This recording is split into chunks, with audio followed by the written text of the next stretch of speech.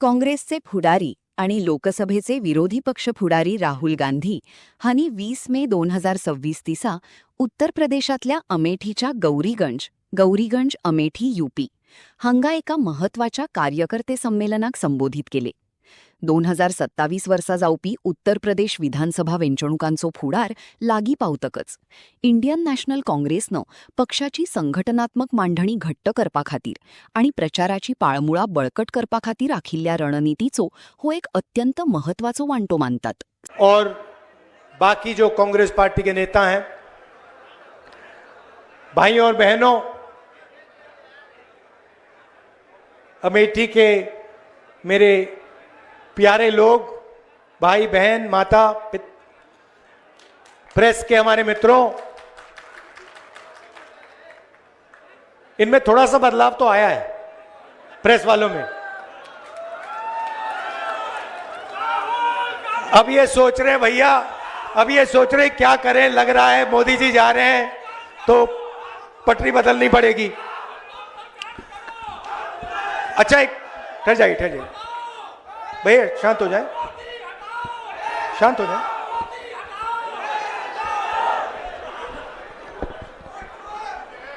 बड़ा जोश है.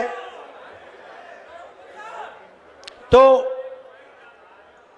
सबसे पहले यहां आप गर्मी में आए, मेरी बात सुनने आए, इसके लिए दिल से आप सबको धन्यवाद करता हूं. और मुझे काफी चेहरे पहचान में आ रहे हैं, तो आप सबका बहुत बहुत नमस्कार. पता नहीं आपने आज मोदी जी का वीडियो देखा नहीं देखा? व्हाट्सएप यूनिवर्सिटी वालों ने देखा? वो इटली की राष्ट्रपति मेलोनी है, उनको नरेंद्र मोदी जी टॉफी खिला रहे हैं. रील बनाई है, हिंदुस्तान के प्रधानमंत्री इटली के प्रधानमंत्री को, मेलोनी को मेलोडी टॉफी दिए हैं. हेलो, हाँ, हेलो, माइक तो ठीक करो भाई. जाने से पहले हिंदुस्तान में भाषण दिया, जाने से पहले कहा, इटली जाने से पहले, मेलोनी जी से मिलने से पहले उन्होंने हिंदुस्तान से कहा कि देखो, आर्थिक तूफान आ रहा है, कम पेट्रोल का प्रयोग करो, सोना मत खरीदो, इलेक्ट्रिक गाड़ी खरीदो और विदेश में दौरा मत करो. और फिर उसी के एक दिन बाद 3-4 हजार करोड़ रुपए के हवाई जहाज में नरेंद्र मोदी घुसे, इटली की ओर गए, जेब में टॉफी ले गए और वहां की प्राइम मिनिस्टर को उन्होंने मेलोडी टॉफी खिलाई. अब देखिए ये क्या देश की जनता के साथ क्या खिलवाड़ हो रहा है. मतलब देश में पेट्रोल की कमी, गैस की कमी, बिजनेस बंद हो रहे हैं, फैक्ट्रियां बंद हो रही हैं, महंगाई बढ़ती जा रही है, किसानों को खाद नहीं मिलेगी, पूरा का पूरा इंडस्ट्रियल सिस्टम हिलेगा. समय आने वाला है. ईरान ने, अमेरिका और ईरान की लड़ाई हुई, उसने हॉर्मुज को बंद कर दिया. 20% तेल मार्केट से हट गया और नरेंद्र मोदी एकदम मेलोनी जी के पास जाते हैं, उनको टॉफी खिलाते हैं और ऐसे रील बनाते हैं. अब देखना, नोटबंदी के बाद नरेंद्र मोदी ने रोते हुए कहा था मुझे फांसी पे चढ़वा देना अगर काला धन खत्म नहीं हुआ। याद है आपको? रोते हुए कहा था। कोविड के समय लॉकडाउन कर दिया, मजदूरों को मरवा दिया, किसानों को खत्म कर दिया। हाथ जोड़ के रोते हुए कहा, मुझे फांसी पे चढ़ा दो, मुझे फांसी पे चढ़ा दो। फिर से हाथ जोड़ने का टाइम आ रहा है, फिर से रोने का टाइम आ रहा है, फिर से हाथ जोड़ने का टाइम आ रहा है। मगर आप एक बात याद रखिए, नोटबंदी हिंदुस्तान के किसानों पर, मजदूरों पर, छोटे व्यापारों पर आक्रमण था। नोटबंदी का लक्ष्य आपका पैसा, आपके जेब का पैसा, आपके मेहनत का पैसा अदानी और अंबानी के हवाले करने का था। वही लक्ष्य लॉकडाउन का था। जब हमारे मजदूर हजारों किलोमीटर भूखे प्यासे वापस चल रहे थे, उसी समय नरेंद्र मोदी लाखों करोड़ रुपए का कर्जा माफ अदानी अंबानी का कर रहा था। अब देखिए इन्होंने क्या किया है। पब्लिक सेक्टर को खत्म कर दिया, सारी की सारी छोटी कंपनियों को नोटबंदी, गलत जीएसटी से मार दिया, किसानों को कमजोर कर दिया, बेरोजगारी पूरे देश में फैला दी। और अब आर्थिक तूफान आ रहा है, और ऐसा तूफान आ रहा है जो हिंदुस्तान ने पहले नहीं देखा है। क्यों?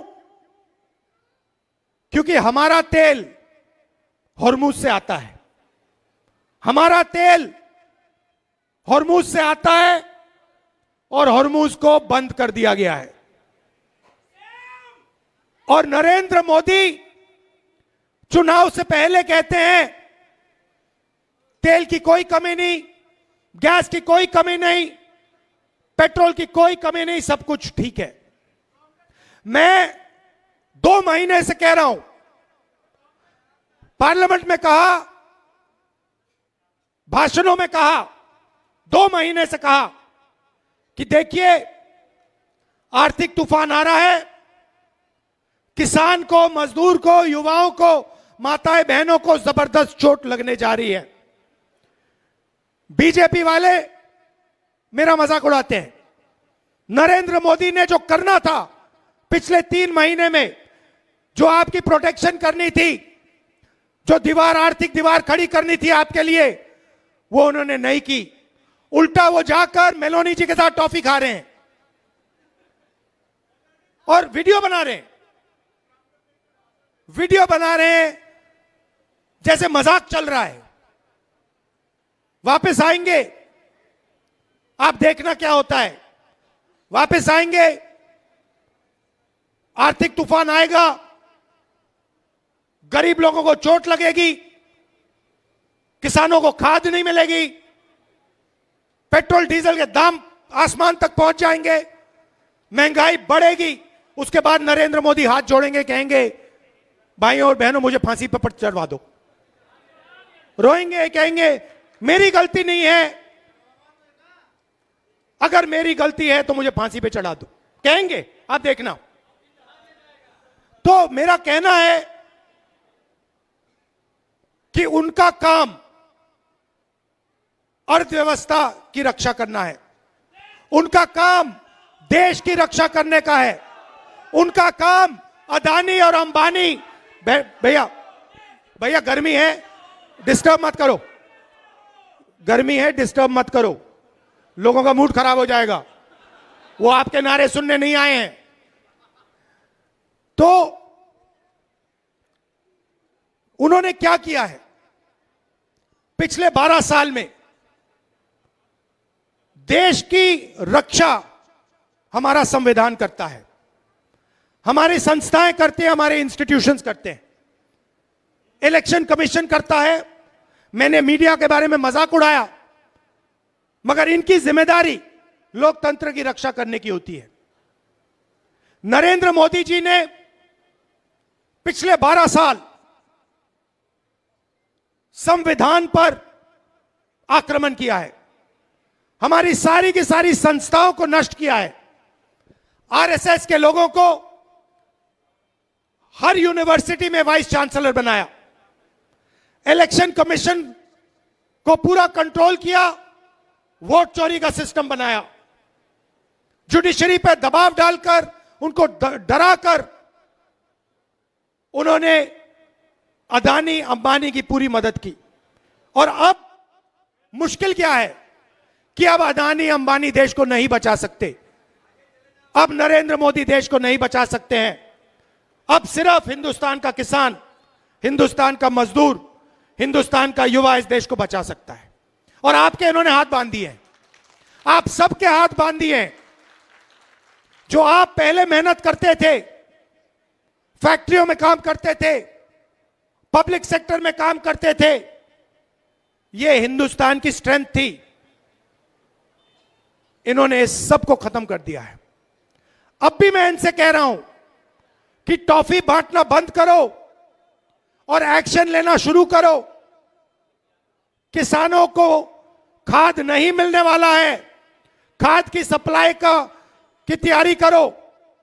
आपका दोस्त अंबानी हिंदुस्तान का तेल आज भी बाहर एक्सपोर्ट कर रहा है, आज भी करोड़ों रुपए का तेल हिंदुस्तान के बाहर जा रहा है। यह तेल हिंदुस्तान को चाहिए, यह तेल हमारे लोगों को चाहिए। वो तेल आप हिंदुस्तान की जनता को दिलवाइए। ये प्रिकॉशंस आपको लेने हैं, ये काम आपको करना है, मगर आप पता नहीं कौन सी दुनिया में हो। अच्छा, एक और बात, मैंने पिछली मीटिंग में कहा कि नरेंद्र मोदी और अमित शाह संविधान पर आक्रमण कर रहे हैं। यह सही बात है, गलत बात है? वोट चोरी संविधान पर आक्रमण है? अदानी अंबानी को देश का पूरा धन देना संविधान पर आक्रमण है? हिंदुस्तान की सारी यूनिवर्सिटीज के ऊपर वाइस चांसलर आरएसएस के वाले बैठाना आक्रमण है नहीं है? इलेक्शन कमीशन, जुडिशरी, हमारी संस्थाओं को नष्ट करना संविधान पर आक्रमण है? संविधान हिंदुस्तान है, संविधान हिंदुस्तान की आवाज है। तो जो संविधान पर आक्रमण करता है, जो संविधान को नष्ट करता है, उसको आप क्या कहोगे? उसको क्या कहोगे? गद्दार कहोगे। इसीलिए मैंने खुल के कहा है कि नरेंद्र मोदी, अमित शाह संविधान पर आक्रमण कर रहे हैं। उन्होंने देश का धन अदानी अंबानी को बांटा, उन्होंने देश की संस्थाओं को खत्म किया, उन्होंने वोट चोरी करवाई, इलेक्शन कमीशन को दबाया, जुडिशरी पर दबाव डाला। आरएसएस के लोग सुन लो, आपने कहा कि मुझे माफी मांगनी चाहिए, मैं कभी माफी नहीं मांगूंगा, फिर बोलूंगा। अमित शाह और नरेंद्र मोदी गद्दार हैं क्योंकि उन्होंने कॉन्स्टिट्यूशन पर आक्रमण किया है। सुन लो अच्छी तरह, मैं तुम लोगों से नहीं डरता हूं और हिंदुस्तान की जनता इस बात को समझ गई है और हिंदुस्तान की जनता भी आपसे नहीं डरती है। भाइयों और बहनों, ये आपके एमपी साहब बैठे हुए हैं, इन्होंने बहुत इमोशनल भाषण दिया, अच्छा भाषण दिया। मैं भी आपसे कहना चाहता हूं, ये मेरी भी कर्म भूमि है, अमेठी मेरी कर्म भूमि है। और आपने मेरे परिवार को, मेरे पिता को, मेरी माताजी को, मेरी बहन को और मुझे प्यार दिया है और इज्जत दी है, और यह मैं कभी जिंदगी में भूलने वाला नहीं हूं। हमारा पारिवारिक रिश्ता है, पारिवारिक रिश्ता है, प्यार का, मोहब्बत का रिश्ता है। राजनीति बाद में आती है, प्यार मोहब्बत का हमारा रिश्ता है, बहुत गहरा रिश्ता है, सालों पुराना रिश्ता है। जो भी आप मुझसे चाहते हो, आप जानते हो, जो भी आप मुझसे चाहते हो, मैं आपके लिए तैयार हूं। जो भी ऑर्डर आपका होगा मैं उसको पूरा करने के लिए तैयार हूं। दिल से मैं आपका धन्यवाद करता हूं। बहुत बहुत धन्यवाद। नमस्कार। जय हिंद।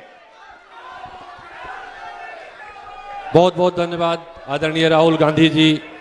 सामने भावुक पल थे।